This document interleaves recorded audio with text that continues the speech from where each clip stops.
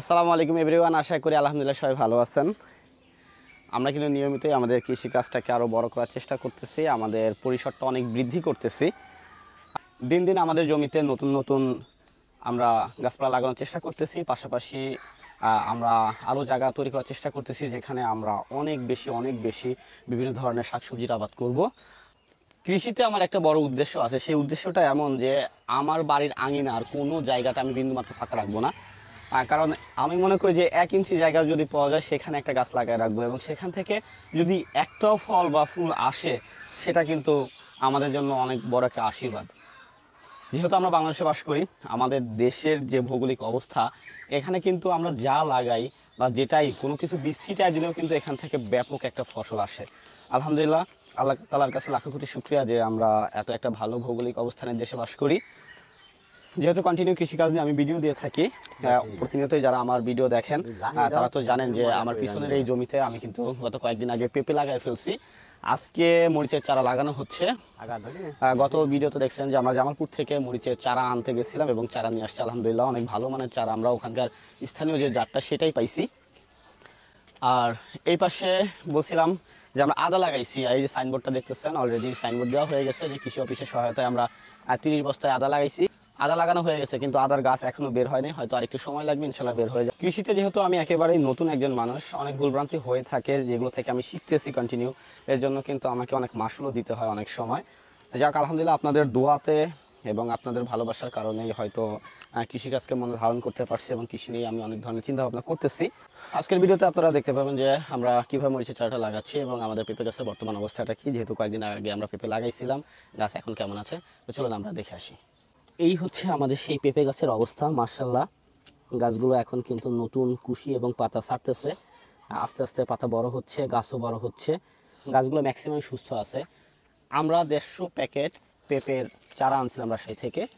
আলহামদুলিল্লাহ আমাদের এখান থেকে মাত্র 7টা কি 8টা চারা মারা গেছে, কারণ আনতে গিয়ে অনেক সমস্যা হয়েছিল, সেগুলো আপনারা দেখছিলেন, তার জন্য হয়তো কিছু চারা মারা গেছে। তাছাড়া আমাদের ম্যাক্সিমাম চারাই কিন্তু খুবই সুস্থ এবং সুন্দর আছে।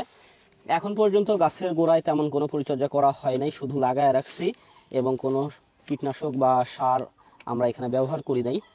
আর জমিতে অলরেডি ব্যাপক ঘাস হয়ে গেছে, কয়েকদিন যাবৎ পরপর বৃষ্টি হয়েছে, এর জন্যই মূলত মাটিতে রস আসছে, যার কারণে কিন্তু এই পুরা জমিতে ঘাস হয়ে গেছে। এই ঘাসের মধ্যেই আজকে আমরা মরিচের চারা লাগাচ্ছি। মরিচের চারা লাগানোর পরে আমরা এখানে পানি দিয়ে দেবো, এবং পানি দেওয়ার পর যখন জো আসবে তখন কিন্তু আমরা এই পুরা জমিটা কুপায়ে জমির ঘাসগুলো সব বেছে দিয়ে যা যা সার দিতে হয় বা ওষুধ দিতে হয় সেগুলো কিন্তু আমরা দিব। মানে মূল কথা হচ্ছে যে আগে গাছ হোক, তারপরে গাছের যত ধরনের অনুখাদ্য বা কীটনাশক যেটা লাগবে সেটা ইনশাল্লাহ দিব। কাকা কেমন হচ্ছে লাগানো? ভালো ভালো না? এই একটা চারা থেকে একটা চারা দূরত্ব কতটুকু দিয়েছেন কাকা? মুটো হাত।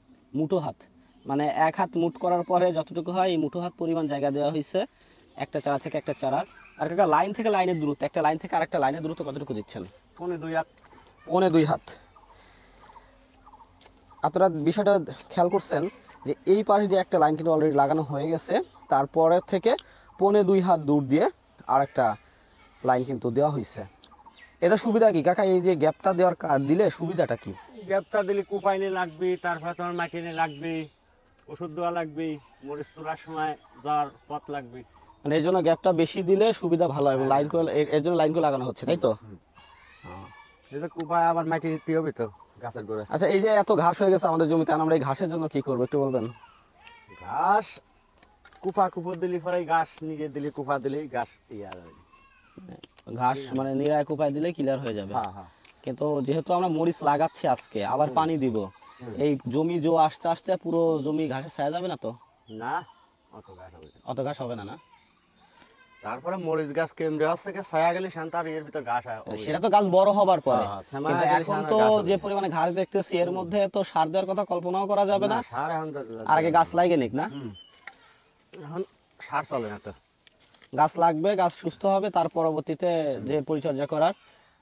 তাহলে একবার একটা কাজ করলে কেমন হবে, প্রথমে পানি দিব আমরা, পানি মানে গাছ লাগানো হইলে পানি দিব, পানি দেওয়ার পরে আপনার আমরা হচ্ছে জমি যখন জো আইসা যাবে আর কি, তারপরে একবার কোপাই দিলে ভালো হয় না? কোপাই দিয়ে ঘাসটা বাইসে দিলে তো মানে সবচেয়ে সেটাই ভালো হয়। কিছু সার লাগবে তখন সার কিছু ছিটাই দিয়ে জমি কোপ দিয়ে দেবো একবারে। তাহলে গাছগুলো একবারে বাছা হয়ে যাবে, হুম। জমিটা সুন্দর হয়ে যাবে, তার পরবর্তীতে মাটি উঠাই দিয়ে মাটি দিলে সবচেয়ে হ্যাঁ, ভালো হবে, তাই না? সুন্দর। মাটি দেওয়া দেরি আছে, আগে মরিচ গাছ হবি তারপরে তো মানে মরিচ গাছ লাগিয়ে জমে যাবে তারপরে, কালা হবি তারপর আর জমি খালা হবে তারপরে। গাছগুলো গাছগুলো করে মাটি দেওয়া যাচ্ছে না। ও গোড়া এখন মাটি তো দেওয়া যাবে না। না না না আমি শিখতেছি কৃষিকাজকে আরো কিভাবে ভালো কাজ থেকে শেখা যায় সে চেষ্টাটাই করতেছি। কেননা লিটন কাকা অনেক অভিজ্ঞ একজন ব্যক্তি, কারণ তার জীবনের একেবারে 7-8 বছর বয়স থেকে সে কৃষিকাজ করে আমি শুনছি, এবং সে দেশের বিভিন্ন জায়গাতে গেছে। যেমন সে মানিকগঞ্জ, যে অঞ্চলে মরিচের ব্যাপক চাষ হয়, সেখানে যা কাজ করছে এই মরিচের জমিতে। পাশাপাশি সে দেশের বিভিন্ন, যেমন সিলেট, বরিশাল এসব। মানিকগঞ্জে মরিচের বুইতি আচ্ছা, ডিআইপি সার যে পরিমাণ বনে, হ্যাঁ, এই মাটিতে হাত পার গেলে পরে পা ফিসিয়ে যায়। এত পরিমাণে ডিএপি সার দেয়? পরিমাণ ডিআইপি সার দেয়। আবার তোমার স্যাদলা দেয়, মরিচে প্রচুর পরিমাণ সার খায়। প্রচুর সার লাগে। হুম, এই মরিচের গাছ কি যত কালো থাকবে তত গাছ যত কালা থাকবি সাথে মরিচ বেশি ধরবি। খুবই ভালো, ভালো একটা তথ্য পাইলাম। এই কারণেই আসলে অভিজ্ঞতার একটা দাম আছে। হ্যাঁ, সকলে ভালো থাকবেন, সকলে সুস্থতা কামনা করে আজকের মতো আমরা এখানে শেষ করছি। আসসালামু আলাইকুম।